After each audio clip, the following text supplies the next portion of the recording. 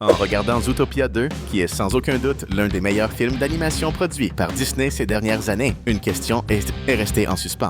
Mais où est-ce donc passé le méchant qui apparaissait dans les bandes annonces? L'un des plus grands hypes autour de Zootopia 2 a clairement été le mystère entourant l'identité de celui qui serait le vilain encapuchonné aperçu dans les trailers. Mais en regardant le film, on se rend compte que ce fameux méchant a tout simplement été supprimé. Beaucoup diront que la scène où Nick dirige le projecteur de la fête sur Gary lorsqu'il se trouvait accroché au lustre du gala Zoot est la réponse à cette question. Mais ce n'est pas vraiment le cas. En effet, si l'on revient à la bande-annonce publiée plusieurs mois avant la sortie du film, on constate qu'il existe une scène, apparemment au sommet d'un immeuble, où les trois personnages principaux de Zootopia 2, Nick, Judy et Gary, sont acculés par ce mystérieux vilain encapuchonné. Gary ne pourrait donc pas être le méchant et s'effrayer lui-même au même moment. À l'époque, plusieurs théories ont circulé quant à l'identité du vilain, comme par exemple l'idée qu'il serait le père de Nick, ou peut-être même le dernier humain encore vivant dans l'univers de Zootopia. Mais apparemment, ce secret restera scellé jusqu'au troisième film, que l'on sait déjà être en préparation, surtout après la scène post-crédit, où une plume apparaît sur le balcon de l'appartement de Judy. Mais si vous pensez que ce fut le seul personnage ou la seule scène supprimée de Zootopia 2, vous vous trompez complètement. Préparez-vous, car maintenant, votre esprit va littéralement exploser. En plus des Lynxley, l'idée originale de Zootopia 2 était que la puissante famille qui contrôle la plus grande ville d'animaux du monde disposerait de quelques sbires d'autres espèces pour les aider dans leur plan maléfique. Et l'un d'eux serait un petit écureuil agile qui ferait partie de leur basse besogne, comme perturber Judy et Nick dans leur enquête impliquant les reptiles et les injustices commises contre ce groupe d'animaux présenté dans le deuxième film. Dans l'une des scènes prévues pour le film, ce petit vilain volerait une bobine de film ancienne prouvant que l'ancêtre de Gary avait été responsable de créer la technologie permettant de climatiser Zootopia pour toutes les espèces. Cela se passerait au marché du Marais, et Judy poursuivrait le petit criminel, tandis que Nick essayerait tant bien que mal de suivre la poursuite. Malheureusement, nous ne saurons jamais si Judy a réussi à rattraper l'écureuil délinquant dans cette scène, puisqu'elle a été supprimée. Si vous avez regardé Zootopia 2, vous avez certainement remarqué que le nouveau maire de la ville a été inspiré par plusieurs héros de films d'action musclés des années 90. D'ailleurs, avant d'être élu maire, il était réellement une star du Hollywood version Zootopia, comme on le voit dans la scène où Nick accède à son service de streaming dans son appartement. En plus de ces scènes de baston, littéralement animales, nous aurions également eu une autre séquence où Wayne Dancer reproduirait l'emblématique scène de l'acteur d'action des années 90, Jean-Claude Van Damme, dans laquelle il se tient soutenu par deux camions avec ses pattes, montrant qu'il est vraiment un dur à cuire, et pas seulement un joli visage et de film d'action. Même si cette scène n'a pas été incluse dans le film, on voit clairement que le nouveau maire de Zootopia est un artiste martial de haut niveau. Le menton de Milton Lynxley en est la preuve vivante.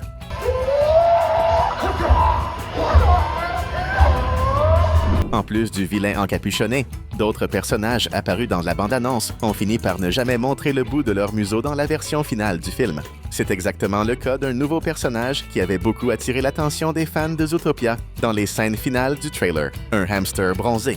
Enfin, plutôt brûlé par le soleil. Je ne sais pas si vous l'avez déjà remarqué, mais jusqu'à présent, nous n'avons jamais vu de plage à Zootopia, même si la ville regroupe pratiquement tous les écosystèmes que nous connaissons. On peut donc en déduire que ce personnage serait un type de touriste qui adore les piscines ou quelque chose du genre, ce qui devient évident non seulement par sa peau complètement rouge, grillée par le soleil, mais aussi par ses lunettes de soleil et son attitude optimiste. Qui sait, peut-être apparaîtra-t-il dans le troisième film de la franchise, sur la plage de Zootopia, surtout parce que cette fameuse plume aperçue dans l'appartement de Judy pourrait très bien appartenir à une mouette ou à un pélican, des oiseaux qui vivent justement au bord de la mer. Pour moi, cela a énormément de sens. Et pour vous?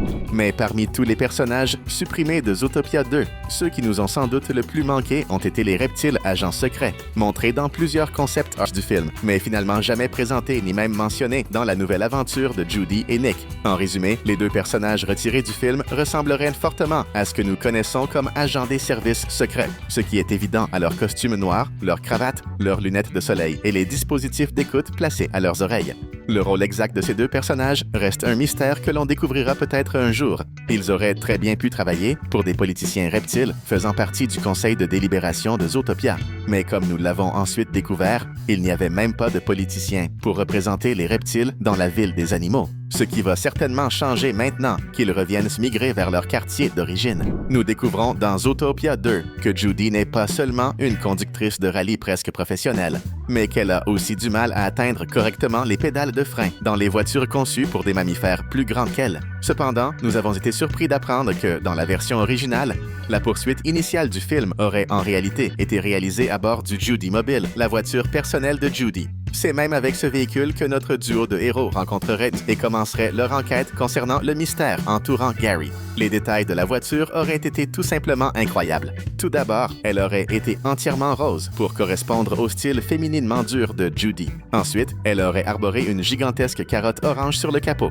ainsi qu'un petit lapin rose collé sur le pare-brise, indiquant que Judy adore vraiment être une lapine. Si tu adores les films, les jeux vidéo et même les dessins animés de la pop culture, alors tu ne dois surtout pas laisser passer ta chance. Abonne-toi à notre chaîne dès maintenant. En parlant encore de la voiture de Judy, il serait tout à fait logique qu'elle en possède une, surtout parce qu'à l'origine, Anthony, ce tamanoir corrompu qui travaille au port de Zootopia, devait être le propriétaire d'un magasin de voitures d'occasion. Et vous savez ce qu'on dit des vendeurs de ce genre de magasin, n'est-ce pas? Bref, le fait est que Judy se rendrait probablement chez Anthony dans le cadre de son enquête contre le fourmilier suspect, et peut-être y trouverait-elle une voiture faite pour elle. Mais bien évidemment, elle ne paierait jamais un prix gonflé. Après tout, elle est bien trop maligne pour ça, vous ne trouvez pas? En restant dans cet univers automobile de Zootopia 2, une autre scène qui serait complètement différente concerne la poursuite contre Anthony. En effet, l'idée originale était qu'il ne s'enfuirait pas dans une camionnette de pâtisserie, mais dans un fourgon appartenant à une entreprise de services de plomberie.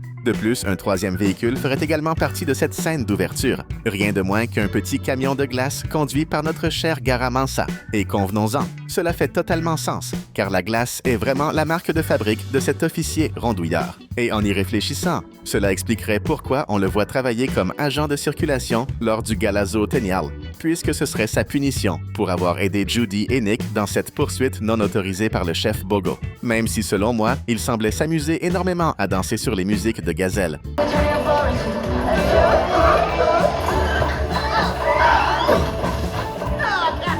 Si vous avez regardé notre première vidéo montrant les Easter eggs du film, vous savez que Zootopia 2 a glissé quelques références à certains classiques de la maison de Mickey, comme le Roi Lion et Kuzco, l'empereur Mégalo, en plus d'un clin d'œil évident à Ratatouille, dans la scène où l'on voit, dans la cuisine de l'événement de gala Zootenial, un rat embauchant un lion travaillant dans les cuisines. Cependant, il existait à l'origine une autre référence à un classique encore plus ancien, qui était prévu pour être animé et intégré au film policier de Disney, mettant en scène des animaux. Cendrillon. L'idée était simple.